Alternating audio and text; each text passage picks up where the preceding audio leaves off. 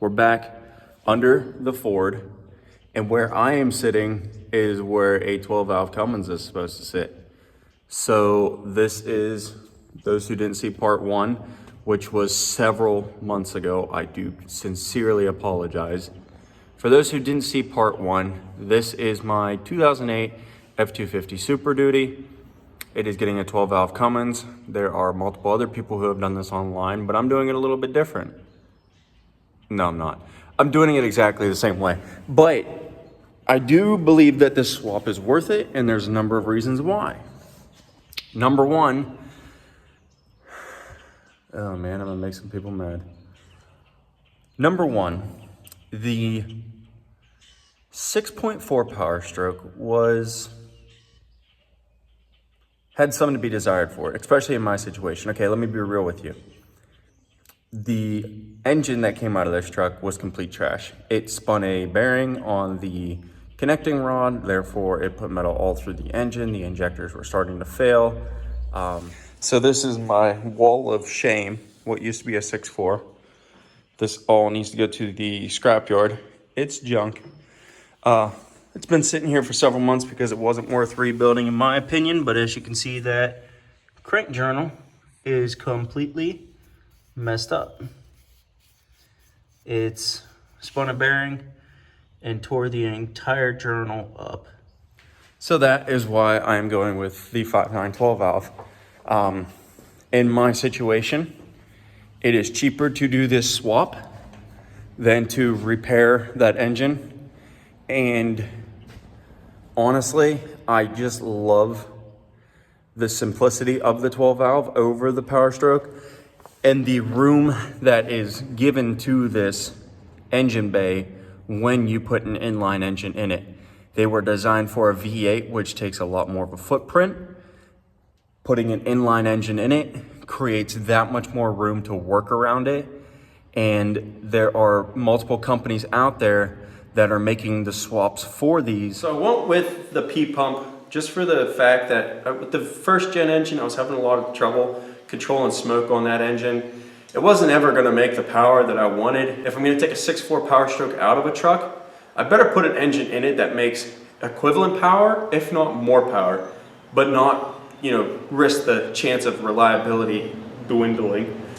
So I picked this up off Facebook Marketplace, and I knew absolutely nothing about it. The cylinder head was torn off of it. All the parts came in a tote. That's not me disassembling. There's just bolts, and this is literally how I got it. I don't know when the fuel package will be here. As you can see, I have no injectors. I didn't even get them with the engine. It's not that big of a deal. They weren't the injectors I wanted to put in here anyhow. But, yeah, they're missing. Yep. They're gone. Anyhow, this is exactly what you guys would be doing at home, buying this and putting it back together a little bit at a time. You can do all this work with the engine in the frame. In my situation, because I was selling that first gen engine, which it's gone, somebody already came and bought it. We're just building the engine. We're gonna finalize this and then put it in the truck all together, because I want to minimize the amount of time I'm bending over and everything. So this build will get dragged out a lot, just waiting on parts, get it all assembled, send it in the truck all together, rather than put this in the truck right now and finalizing it in the truck. It's a whole lot better here on the stand, as long as this stand holds. Harbor Freight. It should hold the weight, and then we'll just pick it up with the chain hoist and send it right into the truck. But no further ado, let's get into cleaning up these parts so that we can get them Cerakoted, painted, whatever, and get them thrown on this engine.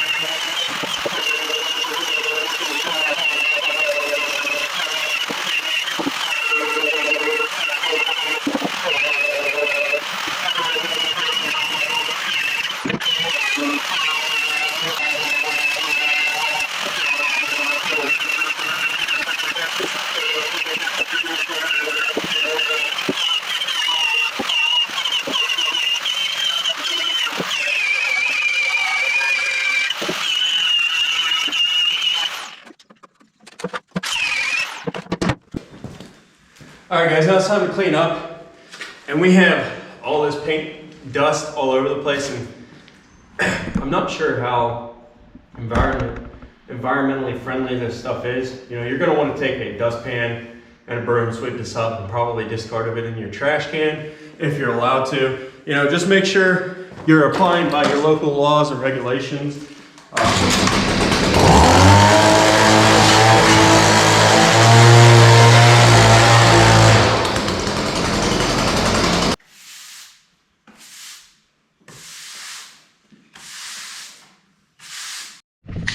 All right, so we got this set up in a paint booth and we're ready to roll. What color are you painting it? Just a primer right now.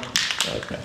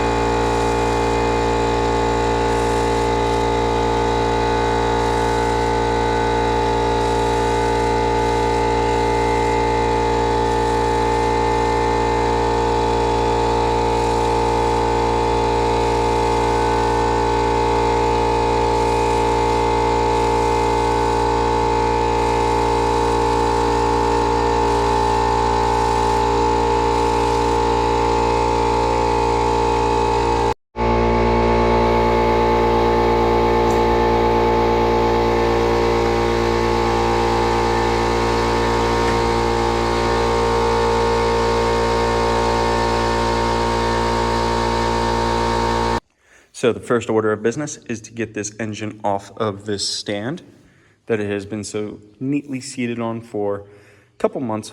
And then once it is off, we will go ahead and start throwing the conversion parts on from Diesel Conversion Specialist. So we got the engine hanging here. And right off the bat, I can see I need to put a rear main seal on this, which is not something I ordered. Here's the Earl pan that I have, and she's a big girl. This isn't what you're gonna find on your pickup trucks. This is off of a F700, maybe. So, I don't know if it's gonna fit, to be honest with you. And I'm not gonna go ahead and glue this all on with RTV and put a gasket in it, jam it up in there, slide it in and find out that it ain't gonna fit. So I'm just gonna put 4 bolts, 1 in each corner. We'll swing this in there real quick, set it down on the bolts, make sure that the pan here clears the cross member and that it goes into the motor mounts. See how close we are to the cross member.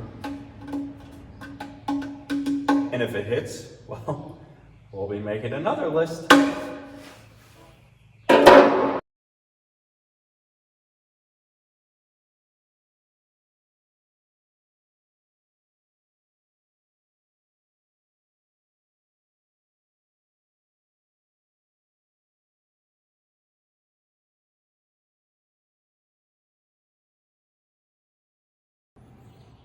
Well, that's essentially what it's going to look like in there.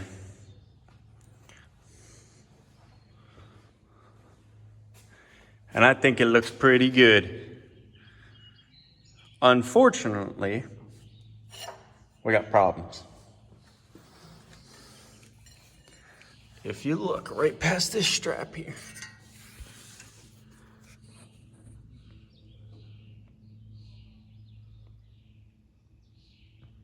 you can see daylight.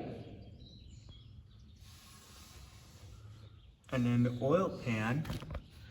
Oh, let me see if I can get an angle. The oil pan, no daylight. And then the other motor mount on this side has daylight. So we need to order an oil pan for this, which stinks.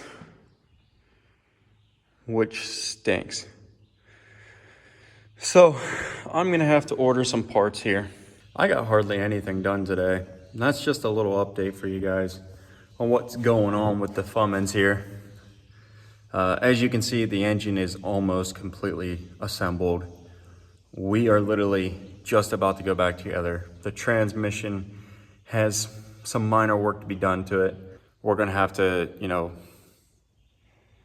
walk through the wiring and everything. I'll show you guys that here in a little bit. The engine's gotta come back out anyhow whenever we get the oil pan. But as a quick test fit and, just mocking stuff up, we don't look that bad. It's highly encouraging when you finally see something, even just sitting there, even if you know you have to get it back out of there, it's still highly encouraging knowing what the product will look like. And whenever you pick a color and something sitting on an engine stand, you don't really get the whole grasp of it, but you can't argue with the results of this engine. That's gonna look good in there. It's gonna look real good there. So, a couple more parts. Hopefully I have everything within the week. But let me know in the comments what you guys think of the color of this engine. Some of you guys have already seen it on YouTube Shorts. Some of you guys didn't. But if you like the color of this, just let me know. This is blue titanium. I got it from Cerakote, and it is their C series, which is a dry spray. Well, you don't have to bake it, is what I'm saying. It's air dry. There you go. Cures under atmospheric temperature. So we got the bright white, we got the blue titanium on black. It's a very, very clean looking color in my opinion. Let me know in the comments what you guys think of that color scheme. We'll get the turbo on here in next video. We'll finish all the plumbing to that. Hopefully we don't have oil leaks on that. We'll get some of our critical sensors that are required to make this run installed. I'm hoping I got everything on order and it arrives in a good time. But it's hot out here. I'm going inside. And that's gonna do it for this video, guys. If you enjoy, make sure you like, comment, and subscribe.